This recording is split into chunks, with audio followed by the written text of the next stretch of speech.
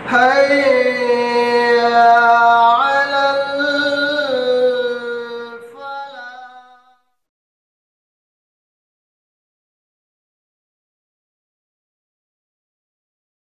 انسانوں کی تخلیق کا واحد مقصد اللہ تعالیٰ کی عبادت اور اللہ رب العالمین کی توحید ہے۔ قرآن مجید میں اللہ رب العالمین نے فرمایا وَمَا خَلَقْتُ الْجِنَّ وَالْإِنسَ إِلَّا لِيَعْبُدُونَ، میں نے انسانوں کو اور جنوں کو صرف اور صرف اپنی عبادت کے لیے پیدا کیا ہے۔ دنیا میں انسان وجود پذیر ہونے کے بعد اللہ رب العالمین ہی کی عبادت کر رہے تھے، مگر قوم نوح نے نوح علیہ السلام کی بعثت سے قبل لوگ اللہ رب العالمین کے ساتھ غیر اللہ کو بھی شریک کرنے لگے، تو اللہ رب العالمین ان کو راہ راست پر لانے کے لیے ظلمات سے نکال کر نور کی طرف لانے کے لیے، روشنی کی طرف لانے کے لیے اللہ تعالیٰ نے اس قوم میں حضرت نوح علیہ السلام کو مبعوث فرمایا، اور نوح علیہ السلام اپنی قوم میں تقریباً 950 سال تک اسلام کی طرف لوگوں کو، اللہ کی طرف، توحید کی طرف، اللہ کی عبادت کی طرف دعوت دیتے رہے، اور اسی سلسلے کی آخری کڑی محمد رسول اللہ صلی اللہ علیہ وسلم ہے۔ آپ صلی اللہ علیہ وسلم کو بھی اللہ تعالیٰ نے مکہ المکرمہ میں مبعوث فرمایا، اور آپ صلی اللہ علیہ وسلم تقریباً 23 سال تک لوگوں کو اسلام کی طرف، اللہ کی طرف، دعوت و تبلیغ کی طرف، توحید کی طرف بلاتے رہے۔ جب آپ صلی اللہ علیہ وسلم کا مشن ختم ہو گیا، 30 سال کی مدت ختم ہو گئی، اور جب آپ صلی اللہ علیہ وسلم کی وفات ہو گئی تو لوگ اسلام ہی کی طرف چل پڑے، توحید کی طرف چل پڑے، لیکن جیسے جیسے زمانہ گزرتا گیا، جیسے جیسے سال 10 سال 100 سال گزرتے گئے، تو لوگوں کے اندر بدعات، خرافات، محدثات، شرک وغیرہ جیسی مذموم صفات رونما ہونے لگی۔ انہیں بدعات، محدثات میں، انہیں شرک میں ایک ہے وحدت الوجود۔ وحدت الوجود یہ انتہائی فاسد باطل عقیدہ ہے۔ یہ عقیدہ رکھنا کہ اللہ تعالیٰ دنیا کے ہر شے میں موجود ہے، یعنی انسان چلہ کشی، مختلف ریاضتوں کے ذریعے اس مقام پر پہنچ جاتا ہے جہاں اسے ہر چیز میں اللہ رب العالمین نظر آ جاتا ہے۔ وحدت الوجود کے قائل کے نزدیک پیڑ، درخت، نیک انسان، ایک بد انسان، غلاظتوں کا ڈھیر، سب وحدت الوجود کے قائل کے نزدیک برابر ہے، اس لیے کہ ان سب کے درمیان، ان سب کے اندر اللہ رب العالمین موجود ہے، نعوذ باللہ۔ وحدت الوجود کی ہی ترقی یافتہ 2 شکلیں ہیں، ایک وحدت الشہود اور ایک حلول۔ وحدت الشہود یعنی انسان مختلف ریاضتوں کے ذریعے انسان کی جان اللہ رب العالمین کے اندر جا کر مدغم ہو جاتی ہے، نعوذ باللہ۔ اور حلول یعنی وحدت الشہود سے ترقی کرتے ہوئے انسان مختلف ریاضتوں کے ذریعے اس درجے کو پہنچ جاتا ہے، اس مقام کو پہنچ جاتا ہے کہ اللہ رب العالمین کی ذات خود انسان کے جسم میں آ کر داخل ہو جاتی ہے، مدغم ہو جاتی ہے۔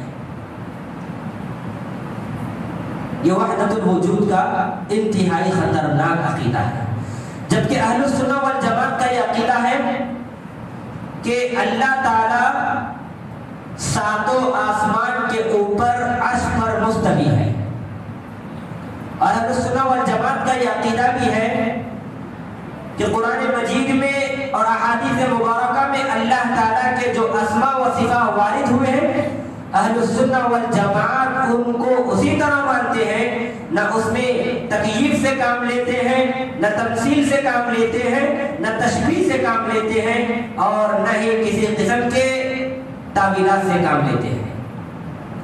قرآن مجید کا اور احادیث مبارکہ کا مطالعہ کیا جائے تو یہ بات معلوم ہوتی ہے کہ اللہ رب العالمین نے قرآن مجید میں متعدد مقامات پر اپنے علو اور اپنے استوا کو ثابت کیا ہے۔ وحدت الوجود کے قائلین کا عقیدہ یہ ہے کہ اللہ تعالیٰ کائنات کے ہر ذرے ذرے میں موجود ہے، مگر اہل السنہ والجماعت کا یہ عقیدہ ہے اللہ تعالیٰ کائنات کے ہر شے میں موجود نہیں ہے، بلکہ اللہ تعالیٰ ساتوں آسمان کے اوپر عرش پر مستوی ہے۔ قرآن مجید میں اللہ رب العالمین نے ایک مقام پر فرمایا ان ربکم اللہ الذی خلق السماوات والارض فی ستۃ ایام ثم استوى علی العرش۔ بے شک اللہ وہ ہے، تمہارا رب وہ ہے جس نے 7 دن میں زمین و 6 دنوں میں زمین و آسمان کو پیدا کیا۔ فی ستۃ ایام 6 دنوں میں زمین و آسمان کو پیدا کیا، ثم استوى علی العرش، پھر عرش پر مستوی ہوا۔ اس آیت کریمہ سے کیا ثابت ہوا کہ اللہ تعالیٰ ساتوں آسمان کے اوپر عرش پر مستوی ہے۔ اسی طرح قرآن مجید میں اللہ تعالیٰ نے فرمایا اللہ الذی رفع السماوات بغیر عمد ترونها ثم استوى علی العرش۔ اللہ وہ ہے جس نے آسمانوں کو بغیر ستونوں کے بلند کیا۔ اس آیت کریمہ میں اللہ تعالیٰ نے سب سے پہلے اپنی قدرت کاملہ کا بیان کیا۔ آج ہم کسی عمارت کو دیکھتے ہیں تو کوئی عمارت بغیر ستون کے ہمیں نظر نہیں آتی، وہ اللہ ہے جس نے ساتوں آسمان کو بغیر ستونوں کے بلند کیا۔ ثم استوى علی العرش، پھر اللہ تعالیٰ عرش پر مستوی ہوا۔ اسی طرح قرآن مجید میں اللہ تعالیٰ نے فرمایا الرحمن علی العرش استوى، رحمان عرش پر مستوی ہے۔ ایک حدیث میں اللہ کے نبی نے فرمایا لوگوں تم سجدے میں سبحان ربی الاعلیٰ کہو۔ اس سے بھی ثابت ہوا اللہ تعالیٰ نہایت ہی اعلیٰ و ارفع ہے۔ ایک حدیث میں اللہ کے نبی نے فرمایا ينزل ربنا تبارك وتعالى كل ليلة إلى السماء الدنيا حين يبقى ثلث الليل الآخر۔ اللہ تعالیٰ رات کے آخری پہر میں، ہر رات آخری پہر میں آسمان دنیا پر نازل ہوتا ہے۔ حين يبقى ثلث الليل الآخر، رات کے آخری پہر میں، اور یہ ندا لگاتا ہے کوئی مانگنے والا مجھ سے مانگے میں اس کو عطا کروں، ہے کوئی مغفرت طلب کرنے والا میں اس کو بخش دوں۔ اللہ رب العالمین ہر رات آخری پہر میں آسمان دنیا پر نازل ہوتا ہے، اور یہ طے ہے نزول کا اطلاق اوپر سے نیچے کی طرف ہوتا ہے، نہ کہ نیچے سے اوپر کی طرف۔ اسی طرح زینب بنت جحش رضی اللہ تعالی عنہ کے تعلق سے آتا ہے وہ نبی صلی اللہ علیہ وسلم کی دیگر بیویوں پر، دیگر ازواج پر فخر کیا کرتی تھی۔ آپ کے تعلق سے آتا ہے کانت زینب تفخر علی ازواج النبی صلی اللہ علیہ وسلم تقول زوجکن اہلکن وزوجنی اللہ تعالی من فوق 7 سماوات۔ کہا کرتی تھی کہ تمہارے خاندان والوں نے نبی صلی اللہ علیہ وسلم کی دیگر ازواج سے، دیگر بیویوں سے کہا کرتی تھی زینب رضی اللہ تعالیٰ عنہ تمہارے خاندان والوں نے تمہاری شادی نبی صلی اللہ علیہ وسلم سے کرائی، جبکہ میری شادی اللہ رب العالمین نے ساتوں آسمان کے اوپر سے کروائی۔ تو اس حدیث سے بھی پتا چلا اللہ تعالیٰ دنیا میں ہر شے میں موجود نہیں ہے، بلکہ اللہ تعالیٰ ساتوں آسمان کے اوپر عرش پر مستوی ہے۔ اور یہی عقیدہ ائمہ اربعہ کا بھی ہے۔ امام ابو حنیفہ رحمہ اللہ فرماتے ہیں کہ اللہ تعالیٰ ساتوں آسمان کے اوپر عرش پر مستوی ہے۔ امام شافعی رحمہ اللہ، امام مالک رحمہ اللہ سے سوال کیا گیا تو امام مالک رحمہ اللہ نے کہا اللہ فی السماء وعلمہ فی کل مکان، اللہ تعالیٰ آسمان میں ہے اور اس کا علم ہر جگہ ہے۔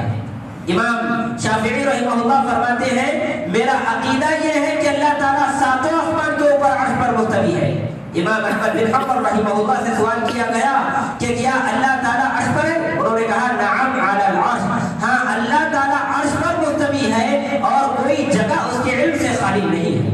عبد القادر جیلانی رحمہ اللہ، جن کو پیران پیر کہا جاتا ہے، وہ کہتے ہیں اللہ تعالیٰ ساتوں آسمان کے اوپر عرش پر مستوی ہے اور اللہ تعالیٰ کے عرش پر مستوی ہونے کا ذکر ہر آسمانی کتاب میں موجود ہے۔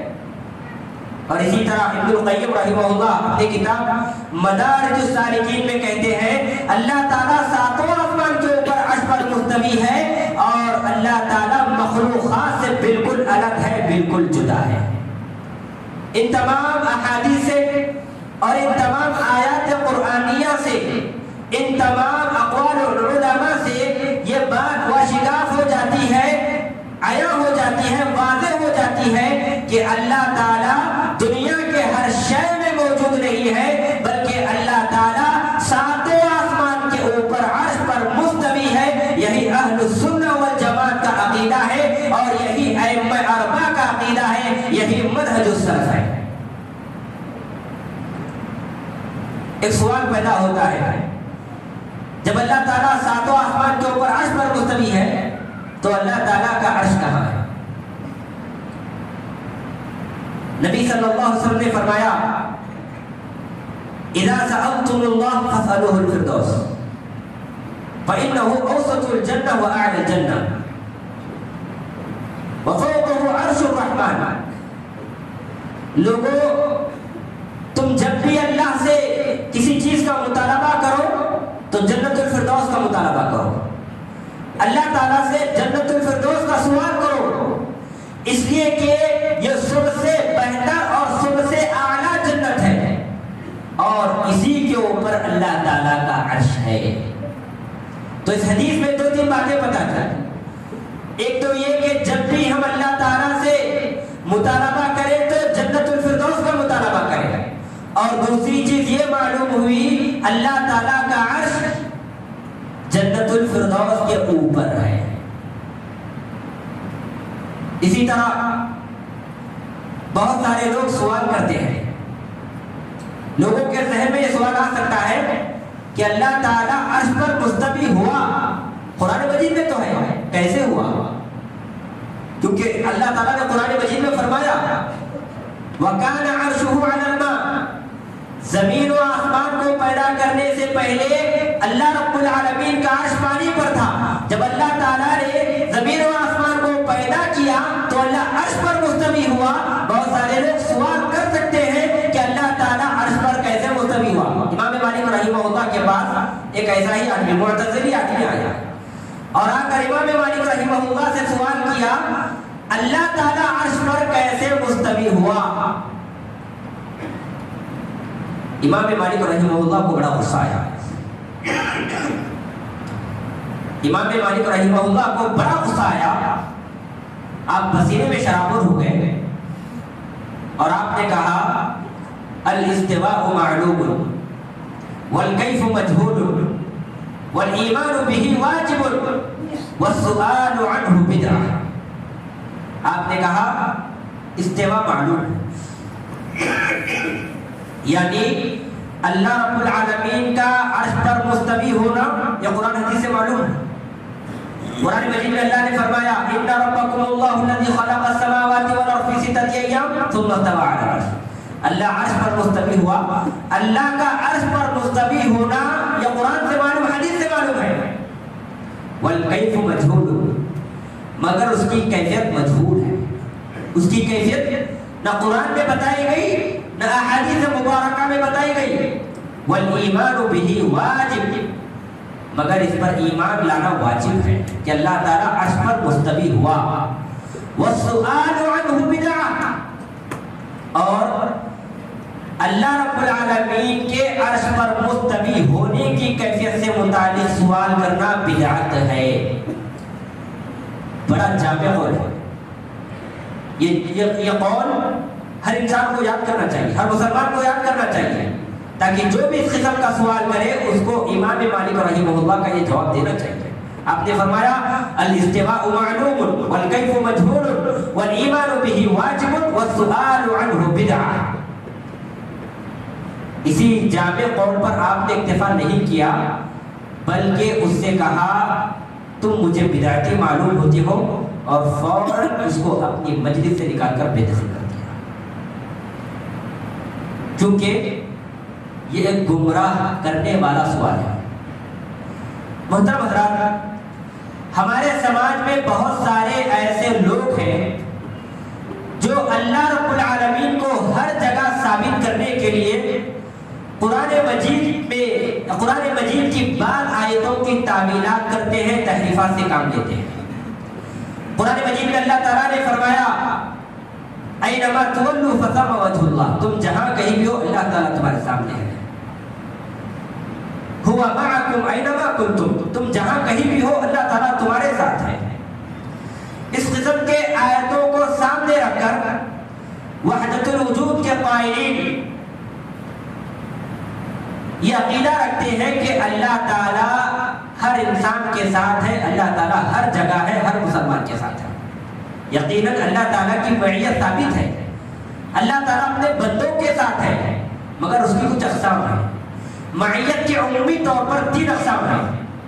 ایک معیت مطلق جسے معیت عامہ بھی کہا جاتا ہے، عام مطلق معیت، یعنی اللہ تعالیٰ بطور رب ہر ایک کے ساتھ ہے، ایک کافر کے ساتھ، مسلمان کے ساتھ، مومن کے ساتھ، ان کی تربیت کرنے کے اعتبار سے، ان کو کھلانے پلانے کے اعتبار سے، ان کو رزق دینے کے اعتبار سے اللہ تعالیٰ ہر ایک کے ساتھ ہے۔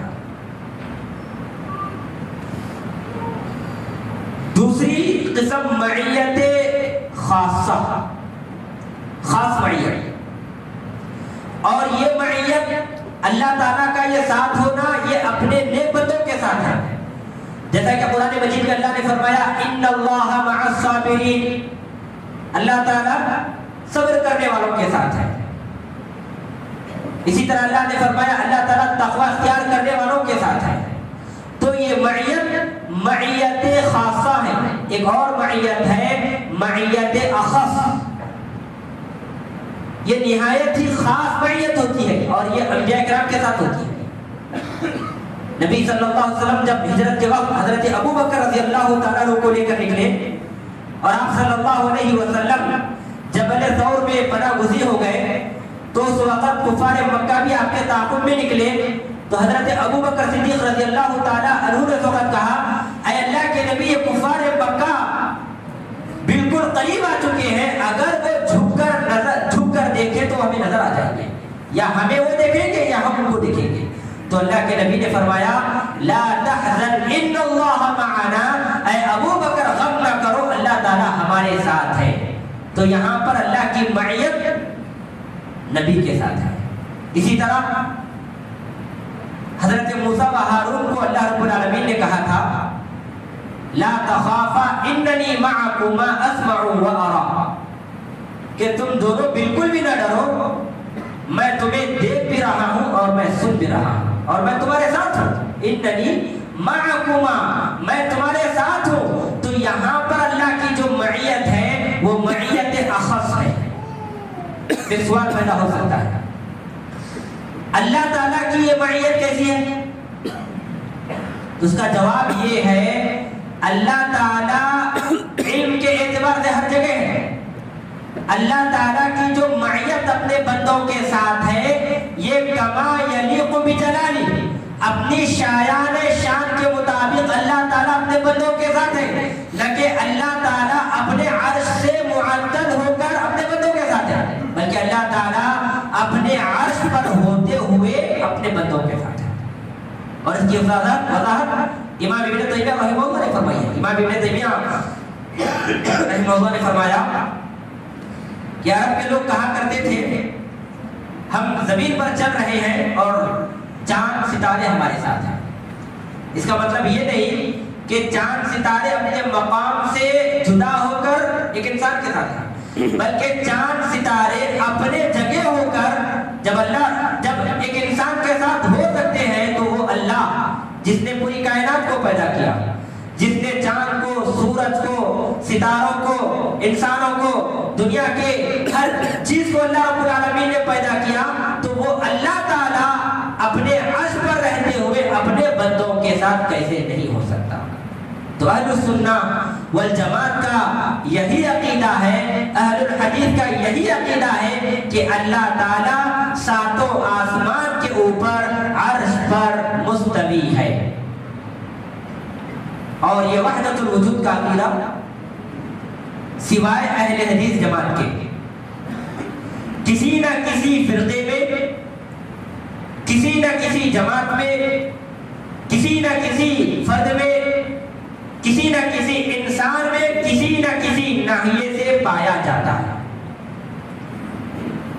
جو کہ انتہائی خطرناک باطل فاسد عقیدہ ہے۔ صوفیوں نے اس عقیدے کو ہندوؤں سے اخذ کیا ہے۔ بڑے بڑے علماء سے، بڑے بڑے لوگوں کا یہ عقیدہ ہے، چنانچہ تبلیغیوں کے سربراہ جن کے پاس تبلیغوں کے پاس جن کو بہت ہی مانا جاتا ہے، مہاجر امداد اللہ مکی فرماتے ہیں وحدت الوجود کا عقیدہ رکھنا ہی حق اور سچ ہے۔ اور فرمائیے گا دیوبندیوں کے اکابر علماء کہتے ہیں وحدت الوجود کا عقیدہ رکھنا ہی حق ہے اور سچ ہے، اور آگے کہتے ہیں کہ عابد اور معبود کے درمیان فرق کرنا ہی صریح شرک ہے۔ شمائل امدادیہ میں لکھتے ہیں صفحہ نمبر 32 میں عابد اور معبود کے درمیان فرق کرنا ہی صریح شرک ہے۔ کیا مطلب؟ اس کا مطلب یہ ہے کہ ایک انسان کے درمیان اور اللہ کے درمیان فرق کرنا ہی یہ صریح شرک ہے، نعوذ باللہ۔ اور اسی پر اکتفا نہیں کیا بلکہ صفحہ نمبر 38 پر لکھتے ہیں بندہ اپنے وجود سے پہلے مخفی طور پر رب تھا اور رب ہی ظاہر میں بندہ ہے۔ یہاں پر وحدت الوجود کے عقیدے کو بدلانے کی ناپاک کوشش کی جا رہی ہے۔ بندہ مخفی طور پر رب تھا اور حقیقت میں رب ہی ظاہر میں بندہ ہے، نعوذ باللہ۔ اور اسی پر اکتفا نہیں کیا بلکہ اس سے بھی بڑی جرأت و جسارت کا مظاہرہ کرتے ہوئے قرآن مجید کی آیت کی تعبیر کرتے ہوئے کہتے ہیں وَفِي أَنفُسِكُمْ أَفَلَا تُبْصِرُونَ، اللہ تعالیٰ تمہارے اندر ہے کیا تم نہیں دیکھتے؟ یہ وحدت الوجود کے قائلین کے دلائل ہیں۔ اشرف علی تھانوی جو کہ دیوبندوں کے بڑے عالم دین ہیں، وہ مہاجر امداد اللہ مکی سے بیان کرتے ہیں کہ ایک موحد سے کہا گیا، موحد ان کے نزدیک وہ شخص جو وحدت الوجود کا قائل ہے، ایک موحد سے کہا گیا کہ اگر مٹھائی اور پاخانہ ایک ہی چیز ہے تو دونوں کو کھا کر دکھاؤ، تو انسان فوراً خنزیر کا روپ دھار لیا اور پاخانہ کھا لیا، اور پھر اس کے بعد انسان کی صورت اختیار کی اور مٹھائی کھا لیا۔ اس بات کی وضاحت کرتے ہوئے اشرف علی تھانوی کہتے ہیں یہ اعتراض کرنے والا دراصل ایک بیوقوف انسان ہی تھا، کیونکہ بات تو واضح تھی، یہ دونوں چیزیں ایک ہیں، گرچہ کہ ان کا حکم الگ ہے اور ان کی تاثیر الگ الگ ہے، نعوذ باللہ۔ غور فرمائیے گا یہاں پر بھی وحدت الوجود کے عقیدے کو بدلانے کی ناپاک کوشش کی جا رہی ہے، یعنی اللہ تعالیٰ اس میں بھی ہے اور اللہ تعالیٰ اس چیز میں بھی ہے، نعوذ باللہ۔ اسی طرح رشید احمد گنگوہی لکھتے ہیں سہارنپور کی بہت ساری زانیہ عورتیں پیر زامن علی جلال آبادی کی مرید تھی، بہت ساری زانیہ عورتیں۔ تو ایک مرتبہ وہ کسی کے پاس قیام فرما رہے ہیں، ایک عورت انہیں نظر نہیں آئی تو انہوں نے کہا کہ فلاں عورت نظر نہیں آ رہی ہے، تو ان عورتوں نے کہا کہ حضرت جی ہم نے بہت جتن کیا اس کو لانے کے لیے مگر اس میں نہیں مانی۔ انہوں نے کہا کہ اس کو کسی بھی طریقے سے سمجھا کر لاؤ۔ جب اسے لانے کے لیے سمجھایا گیا تو اس نے کہا کہ میں ایک کالی منہ والی عورت، سیاہ کار خطا کار عورت، میں کیسے اتنے بڑے شیخ کے پاس حاضر ہوں؟ بہرحال کچھ عورتوں نے اس کو سمجھا بجھا کر لایا تو ضامن علی جلال آبادی نے کہا کہ بی بی شرماتی کیوں ہو؟ بی بی شرماتی کیوں ہو؟ وہ تو کرنے والا اور کرانے والا وہی تو ہے، نعوذ باللہ۔ یعنی یہاں پر بھی وحدت الوجود کے ناپاک عقیدے کو ثابت کرنے کی کوشش کی جا رہی ہے۔ بہرحال بہت سارے ایسے گمراہ کن عقیدے ہیں امت مسلمہ میں، ان عقائد میں ایک گمراہ عقیدہ، باطل عقیدہ وحدت الوجود کا عقیدہ ہے، جو یہ ثابت کرنے کی کوشش کرتے ہیں کہ اللہ تعالیٰ ہر جگہ حاضر ہے، ہر جگہ ناظر ہے، ہر شے میں اللہ تعالیٰ موجود ہے، جبکہ یہ باطل عقیدہ ہے، فاسد عقیدہ ہے، قرآن و حدیث کا مخالف عقیدہ ہے۔ اگر قرآن و حدیث کا مطالعہ کیا جائے، احادیث مبارکہ کا مطالعہ کیا جائے تو ہمیں یہ بات معلوم ہوتی ہے اللہ تعالیٰ دنیا کے ہر شے میں، دنیا کی ہر چیز میں موجود نہیں ہے، بلکہ اللہ تعالیٰ ساتوں آسمان کے اوپر عرش پر مستوی ہے۔ یہی عقیدہ اہل السنہ والجماعت کا عقیدہ ہے اور یہی عقیدہ اہل الحدیث کا عقیدہ ہے۔ اللہ تعالیٰ سے دعا ہے اللہ تعالیٰ ہم تمام کو قرآن مجید کو صحیح طور پر سمجھنے کی توفیق عطا فرما اور وحدت الوجود جیسے برے فاسد باطل عقیدے سے اجتناب کرنے کی توفیق عطا فرما۔ آمین وآخر دعوانا الحمدللہ رب العالمین۔